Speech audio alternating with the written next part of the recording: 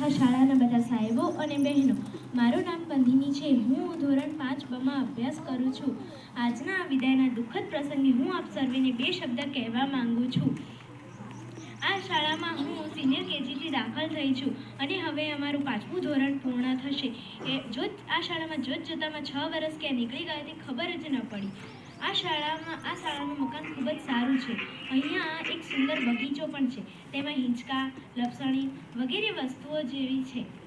હિંચકા અને લપસણી મને ખૂબ જ ગમે છે, તેથી મને ખૂબ જ મજા આવી. આ શાળામાં મને ખૂબ જ સારી બહેનપણીઓ મળી, જેમની સાથે હું રમતી, ભણતી અને નાસ્તો કરતી હતી. આ શાળામાં હું તેમની સાથે રમતી, ભણતી અને નાસ્તો કરતી. તેમને હું ક્યારેય ભૂલી શકીશ નહીં. આ શાળાના તમામ ગુરુજનો અને દીદીઓની પાસેથી મને ખૂબ જ સારું શિક્ષણ મળ્યું છે.